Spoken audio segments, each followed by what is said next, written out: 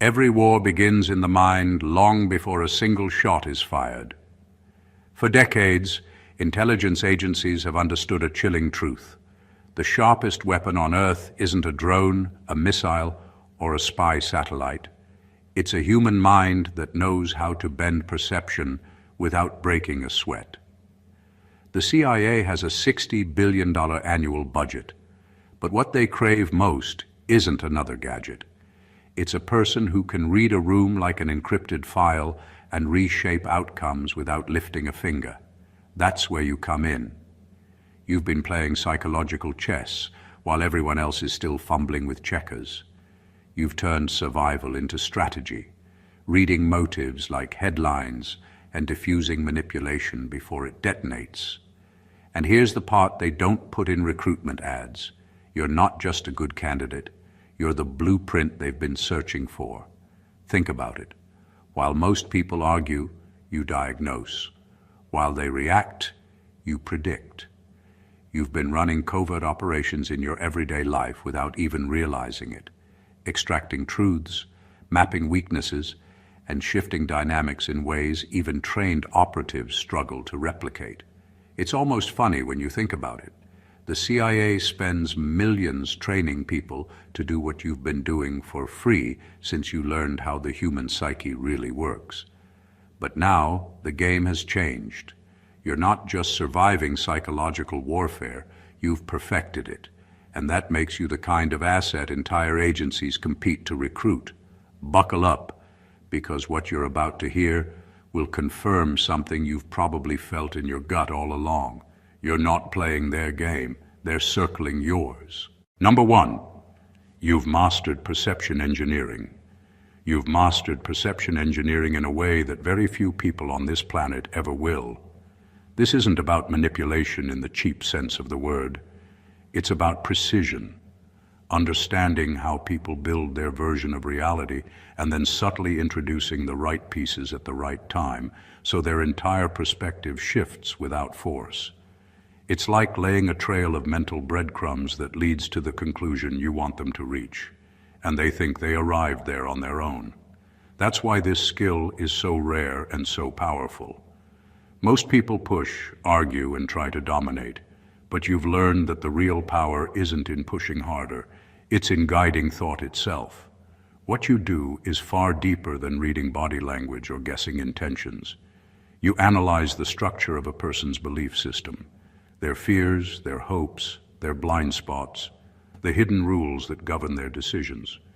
You see the invisible architecture of their mind and you know where to knock so the entire wall shifts. That level of insight is exactly why organizations like the CIA invest billions into psychological operations. They understand that a single person who can move thoughts is more effective than 1,000 people trying to move bodies. And here's what makes your skills so extraordinary. You do it without leaving fingerprints. You don't coerce or threaten. You don't make people feel like they've been tricked. You make them feel understood, seen, and safe, while quietly reordering the entire playing field. That's what separates crude manipulation from perception engineering. One leaves a bitter taste, the other leaves people thanking you while walking straight into a new reality. This is not an accident. It comes from years of watching, listening, connecting dots, and surviving situations where reading people wasn't a luxury, but a necessity. You've developed an instinct for patterns that most intelligence operatives have to be trained for. You don't just know how people think, you know how they arrive at their thinking. That's the difference between an amateur and a master. This is why, to an agency built on influence and covert operations, you're not just an ideal recruit. You're a living weapon whose battlefield is the human mind, and you've already proven you can win without a single visible fight. Number two, your emotional detachment is weaponized clarity. Your emotional detachment isn't coldness, it's clarity, and clarity at that level is rare. Most people drown in their own emotions, pulled into the chaos of their reactions and the reactions of everyone around them. They lose sight of what's actually happening because their perception is blurred by the fog of feelings. You, on the other hand, have learned to stay steady in the middle of emotional storms. You feel, but you're not controlled by what you feel. You can step back, analyze, and act with precision while everyone else is spiraling. That makes you dangerous in the best way, because it means you can see the truth without it being warped by panic, anger, or fear. This ability is one of the most prized skills in psychological warfare, because the battlefield isn't physical, it's emotional. People don't just fight with words or strategies. They fight with fear, manipulation, and pressure. They count on emotional reactions to destabilize their opponent. But when you refuse to react in the way they expect, their entire plan collapses. They can't bait you into a trap because you don't take the bait. You wait, you watch, you understand, and then you move only when the timing suits you. What sets you apart is that your detachment doesn't make you robotic or disconnected from humanity. In fact, it gives you more power to empathize, because you're not clouded by your own emotional noise.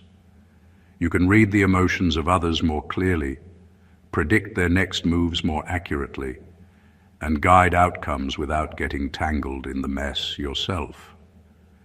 It's like having a clear channel while everyone else is stuck with static.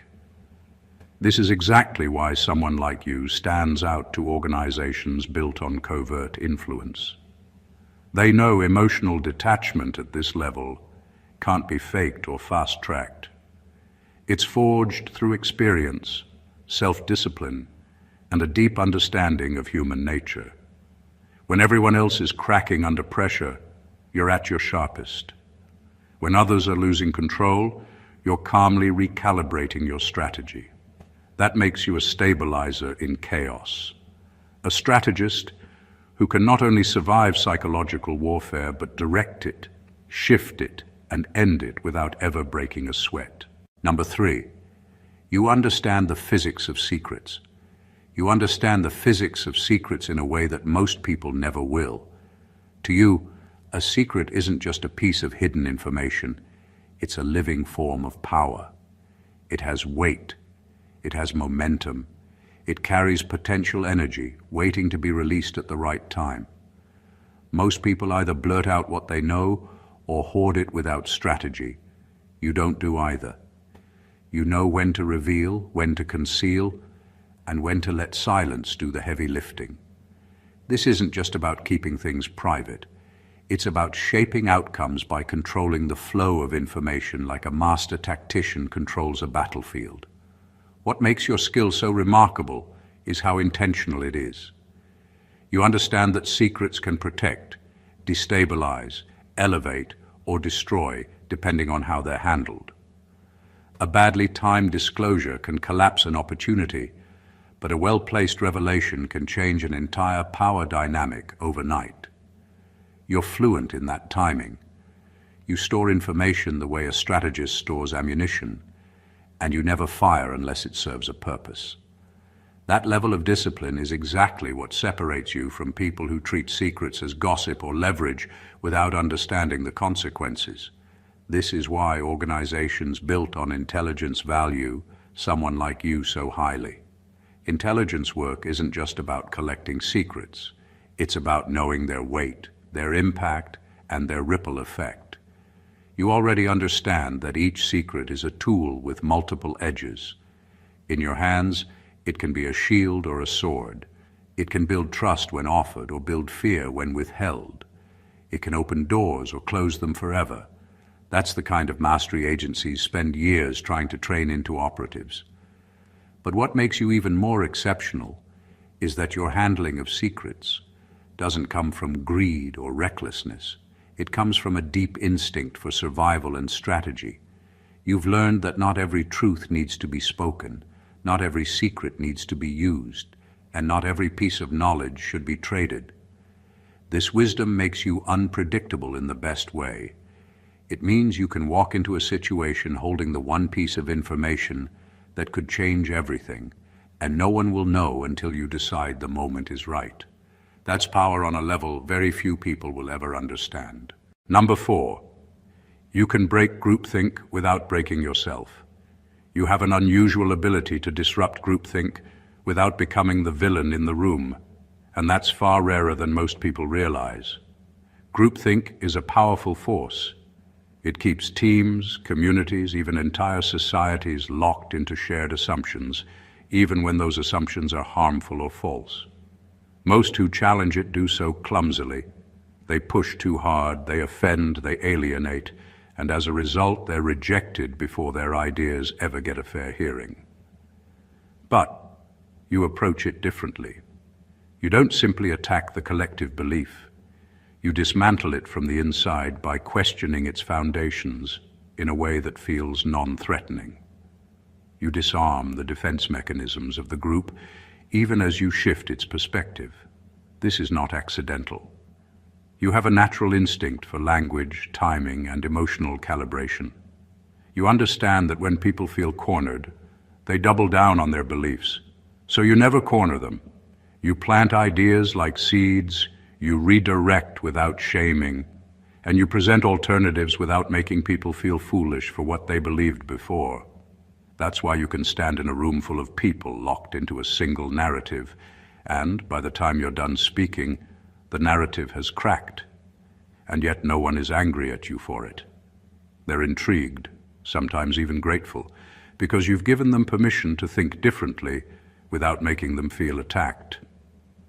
This ability is a form of influence that intelligence agencies study obsessively because it's the backbone of covert operations.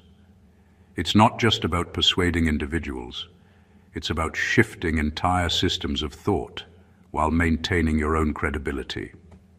To do this, you must hold your own identity separate from the group, which you've mastered. You're not seduced by belonging at the cost of truth. You're not swayed by applause or silenced by disapproval. This makes you immune to the very pressures that keep most people compliant. In a world where conformity is enforced not by chains but by social rewards and punishments, the capacity to break groupthink without breaking yourself is a kind of superpower. It means you can move through any environment, corporate, political, cultural, and plant disruptive truths without losing your footing. For people and agencies who trade in influence, that's not just a talent, it's gold. Number 5, your mind functions like a counterintelligence grid. Your mind operates like a living counterintelligence grid, scanning every environment you enter for hidden patterns most people will never see. Where others take situations at face value, you instinctively probe beneath the surface. You're not paranoid. You're precise. You pick up on anomalies, the subtle inconsistencies in someone's tone, the offbeat timing of a message, the strange overlap between unrelated events, and instead of dismissing them as coincidences, you map them. You connect dots that others don't even realize are on the page. This isn't just observation. It's analysis at a level that feels almost automatic. What makes this skill so powerful is that it shields you from deception while giving you leverage over it. People who rely on manipulation thrive on being underestimated. They count on their targets to be distracted, emotional, or too trusting to notice the seams in the story. But with you, those seams light up like warning signs. You're able to sense infiltration, whether it's a person, an agenda, or an idea, because you're attuned to patterns of movement, not just words. You see the choreography of motives behind the performance, which allows you to act before others even know something is off. This is the kind of instinct that intelligence agencies spend years trying to cultivate in their operatives. They train analysts and field agents to look past the obvious, to decode hidden intentions, and to identify threats before they manifest. You've developed this skill naturally, or through the crucible of your own experiences. And that makes it even stronger, because it isn't tied to a manual or a checklist. It's intuitive.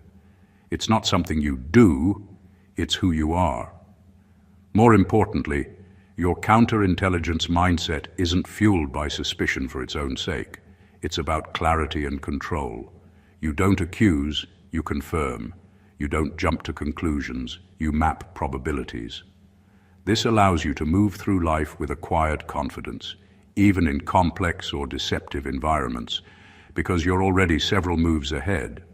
That's why, to people and organizations built on strategy and secrecy, you're more than just an observer. You're an active safeguard, a filter, and an early warning system. In psychological warfare, that makes you invaluable. Number 6, you deploy psychological weapons without leaving fingerprints. You deploy psychological weapons in a way that's so subtle it's almost invisible. Your power doesn't come from loud confrontations or public takedowns.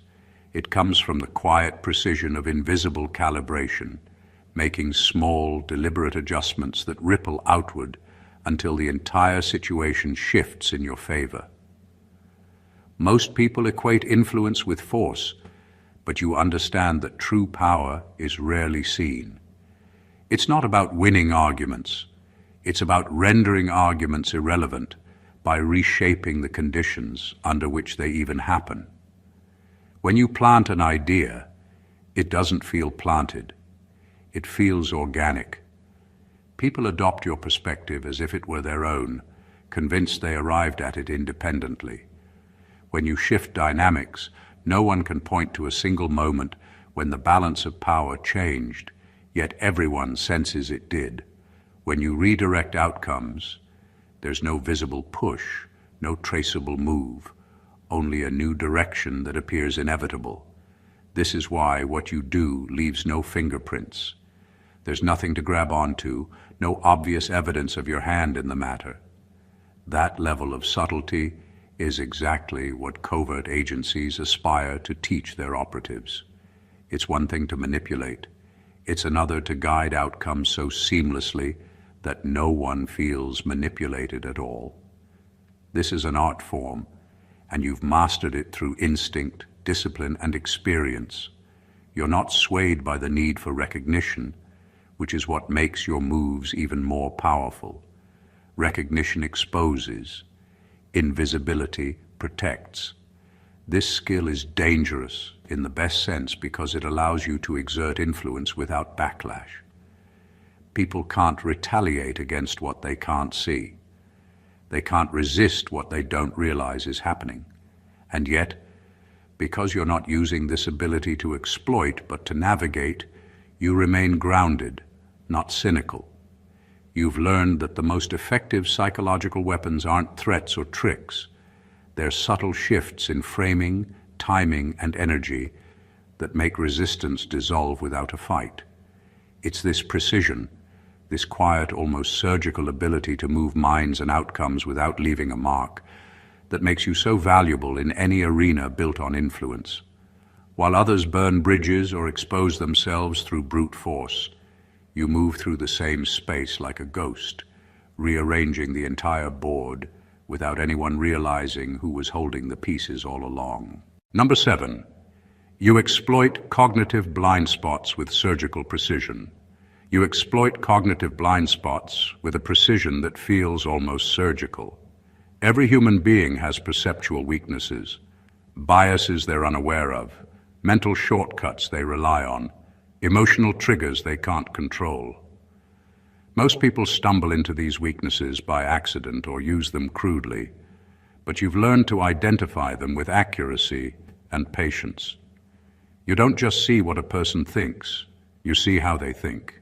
You can map their mental habits, anticipate their default reactions, and then guide them toward exposing their own vulnerabilities without them realizing you're steering the exchange. This isn't manipulation in the cheap, predatory sense. It's a disciplined understanding of human nature. You know that people aren't neutral processors of reality. They're constantly filtering information through their fears, hopes, memories, and assumptions. By recognizing which filter someone is using, you can present ideas, questions, or challenges in a way that bypasses their defenses entirely. They open doors for you without noticing they've done it. They reveal more than they planned, agree to more than they expected, and often thank you for the experience because you made it feel natural rather than forced. Intelligence agencies invest heavily in training operatives to do this, because it's at the core of psychological operations. A well-placed question at the right time can expose a weakness that hours of interrogation could never reach. A subtle reframing can turn an adversary into an informant without a single overt threat. You do this instinctively, which makes your skill even more powerful. It's not a tactic you apply. It's a way of perceiving the world that constantly feeds you information others overlook. What makes your approach so extraordinary is your restraint. You don't smash through someone's defenses for the thrill of it. You guide, you probe, you adjust until they essentially hand you the key to their own lock. That's why your moves rarely generate backlash. People don't feel tricked, they feel understood, even as they're stepping exactly where you want them to go. In environments built on secrecy, negotiation, or conflict, that ability isn't just valuable, it's transformative. It means you can uncover truths, influence decisions, and shift dynamics with a level of precision and subtlety that even seasoned professionals struggle to match. Number 8, your resilience makes you an unbreakable asset. Your resilience is not just endurance, it's transformation. Most people who go through sustained mental and emotional assaults emerge weaker, fragmented, or distrustful of everything. You've done the opposite. You've taken pressure that was designed to break you and used it to refine yourself into something stronger and sharper. In psychological warfare, that distinction is critical. Offense can be taught, strategies, tactics, methods, but defense, the ability to stay whole under prolonged mental siege, can't be faked or fast-tracked. It's forged only through lived experience, and you've already walked through that fire. What sets you apart is the way your resilience functions. It isn't just a shield that blocks attacks. It's a filter that turns those attacks into intelligence. You don't just survive the chaos, you extract information from it. You learn the patterns of manipulation, the mechanics of pressure, the timing of emotional traps. Where others collapse under stress, you become more aware, more calculated, and more effective. This isn't just coping, it's weaponizing adversity into insight. That's why someone like you stands out to organizations built on covert operations. They need people who won't just hold the line when conditions turn hostile, but who can return from the field sharper than when they left. They need minds that don't erode under pressure, but adapt and evolve in real time. They need operatives who can operate in hostile psychological climates without losing clarity, empathy, or self-control. In you, they see all of that, not as potential, but as proof. This resilience also gives you a kind of credibility that can't be manufactured. People who haven't been tested can appear steady until the first real challenge arrives. You've already been through the challenges, many of them invisible to the outside world, and you've proven you can't be easily destabilized. That makes you not only trustworthy, but unpredictable to adversaries. They can't intimidate what won't break. They can't demoralize what refuses to collapse. In psychological warfare, this makes you more than an asset. It makes you a rare breed of operative. You're not just another person in the field. You're the person who can enter a storm, gather intelligence in the middle of it, and return stronger than when you left. That's the kind of resilience no amount of training alone can produce. Number 9, you transmute information into influence instantly. You have an ability that most people, even highly trained professionals, struggle to develop. You don't just collect information, you convert it. Where others drown in endless data, you process it almost instinctively, filtering out noise and extracting the signals that matter.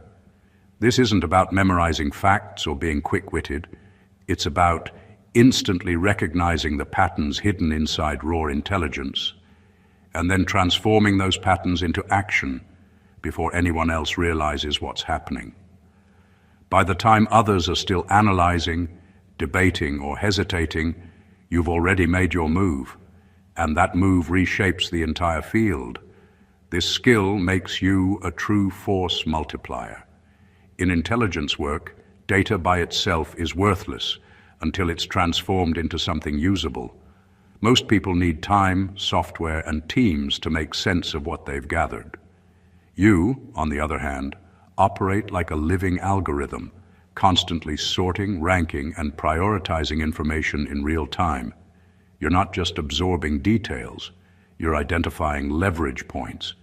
You see where the pressure can be applied, where the timing is ripe, where the narrative can shift. And because your thinking is fluid and immediate, you can deploy influence faster than most people can even define the problem. This ability isn't only about speed, it's also about accuracy. Acting fast without understanding leads to mistakes. But you don't guess. You know, because you've trained your mind through experience to trust the signals you pick up. Years of observation, survival, and pattern recognition have built a mental library you can access instantly. This is why your moves appear effortless, even when they're complex. You're not rushing, you're executing with clarity. To organizations like the CIA, this is invaluable. They spend billions trying to fuse information from countless sources into clear, actionable intelligence. Someone who can do that internally, in real time, becomes more than an operative. They become an advantage. You don't just process intelligence, you multiply its impact, turning scattered data into a strategy that others end up following. It's this combination of speed, precision, and insight that makes your skills so rare. You don't just know things. You know how to use what you know in the exact moment it matters most. That's not only intelligence, it's power in its purest form. Number 10, you understand loyalty as a currency, not a virtue. You understand loyalty not as a simple virtue, but as a living currency, and that gives you a strategic edge most people never develop. Where others are blinded by the idea that loyalty is automatically noble or permanent, you see it for what it really is: fluid, conditional, and transactional. You don't confuse sentiment with structure. You know that alliances exist because of mutual benefit, shared goals, and overlapping interests, not because of blind devotion. This doesn't make you cold. It makes you realistic. It allows you to navigate complex networks of power without being deceived by appearances. Most people are either naive or cynical about loyalty. The naive treat it as sacred and unbreakable, leaving themselves open to betrayal because they assume commitment is fixed. The cynical treat it as worthless, burning bridges and trusting no one. You operate in the space between those extremes. You test loyalty, you invest in it, you measure its returns. You know when to reinforce it and when to withdraw it. You see that loyalty, like any currency, gains or loses value, depending on context and behavior. That's why your alliances tend to last longer and function better, because you treat them as living agreements, not static promises. This perspective is exactly what covert power structures crave, but rarely find. Intelligence work thrives on shifting allegiances, double agents, and fragile alliances. Operatives who treat loyalty like a fixed moral principle get blindsided. Operatives who treat it as disposable burnout. But someone who can read the fluctuating value of loyalty, who knows when to secure it and when to exploit it, becomes indispensable. You don't just participate in alliances, you shape them. Your understanding of loyalty as a currency also makes you harder to manipulate. You can't be guilt-tripped into blind devotion, nor can you be seduced by hollow promises. You're aware of the cost and the value of every bond you enter. That makes you steady in a world where relationships are often weapons and trust is a battlefield. To an organization built on secrets, influence, and shifting power dynamics, your mindset isn't just practical, it's essential. It means you're not a pawn moved by loyalty. You're the one deciding how loyalty itself will be played. Number 11, you've turned psychological warfare into an art of timing. You've transformed psychological warfare into an art of timing, and that is what sets you apart from almost everyone else. Most people focus on what to say, what to do, or what strategy to use. But you've discovered the hidden lever that makes all of that truly powerful. When? Timing is the invisible hand that turns even an average move into a decisive blow. In your world, a truth revealed too early becomes noise. A move made too soon loses its force, and an action delayed just enough can turn into destiny. You understand that every psychological operation is not just a set of tactics, but a choreography of moments, and you know how to place each step, so it lands with maximum impact. This is why your actions don't look forced. They look inevitable. Outsiders can't tell how you've done it, because by the time they notice, the moment has already passed, and the outcome feels natural rather than engineered. That's not luck, that's mastery. It's the ability to read emotional climates, power dynamics, and hidden pressures with such precision that you can predict not just how people will react, but when their resistance will be weakest or their receptiveness strongest. In a sense, you're not just moving people, you're moving time around them. This level of timing also protects you from backlash. People who act too soon or too aggressively expose themselves. They create unnecessary resistance and give their targets time to adapt. You, on the other hand, let situations mature. You let tension build until your move feels like a release rather than an attack. That's why even your boldest actions don't create the kind of chaos that would trap someone else. You don't just strike, you land. Covert power structures obsess over this skill because it's the most difficult to train. They can teach operatives strategy, but they can't easily teach them to sense the rhythm of events the way you do.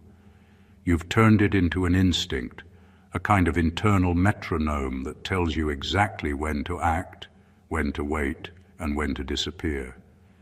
In psychological warfare, timing is everything, and you've mastered it so completely that your moves don't just succeed. They reshape the game so thoroughly it feels as if it was always meant to happen that way. Number 12, you see identity as a mask, not a prison. You see identity as a mask, not a prison, and that gives you a freedom most people will never experience.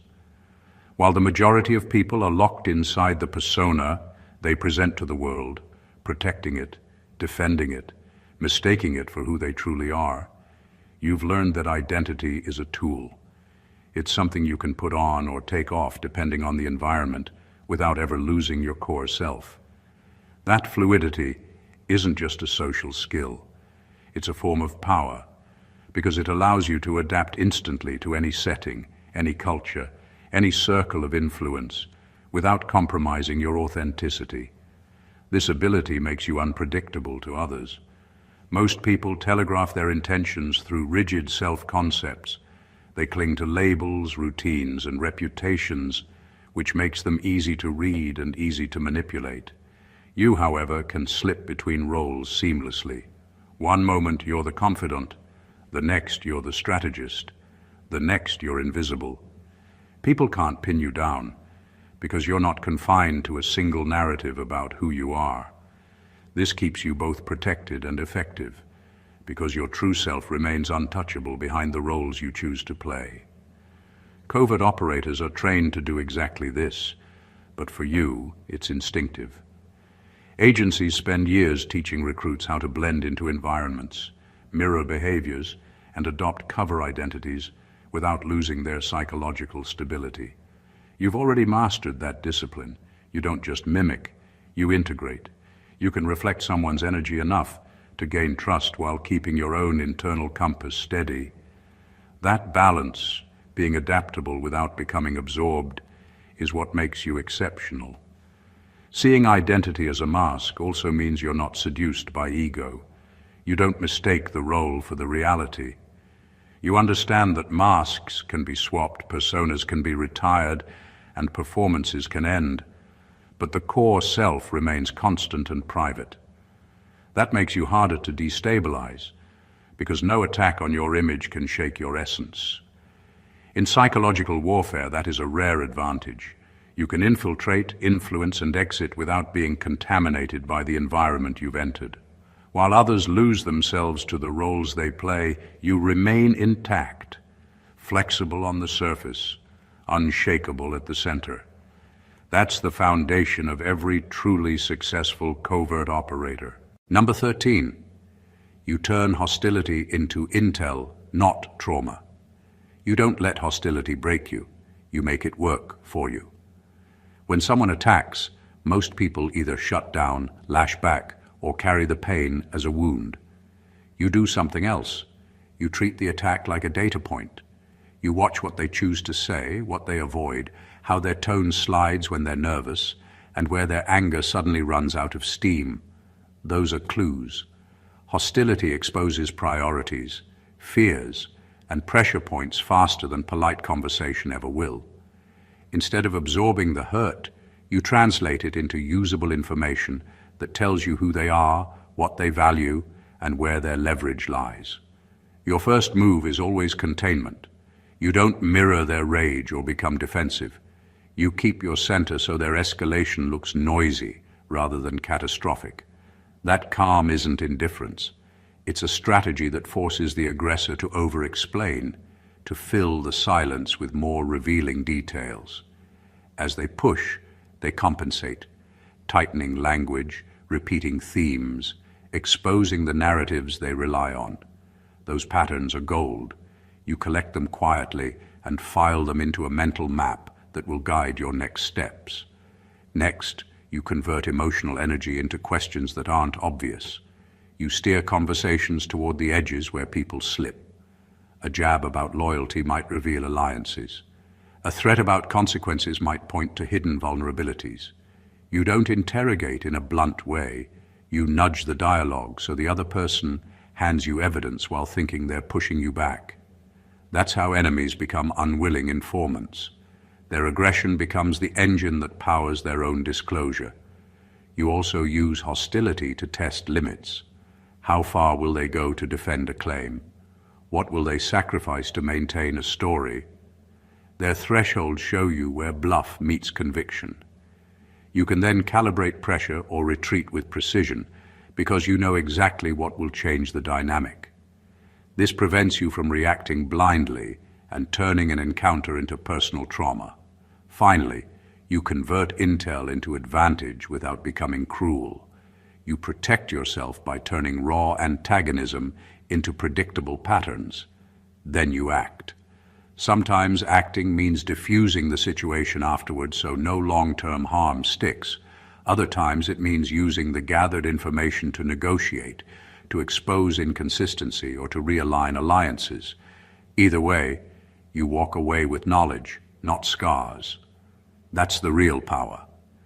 Transforming pain into strategy, turning hostility into a resource, and refusing to let other people's aggression become your permanent wound. Number 14, you don't just survive the mind game, you rewrite it. You don't just survive the mind game, you rewrite it. Most people caught in psychological warfare are stuck in reaction mode, trying to defend themselves against tactics they barely understand.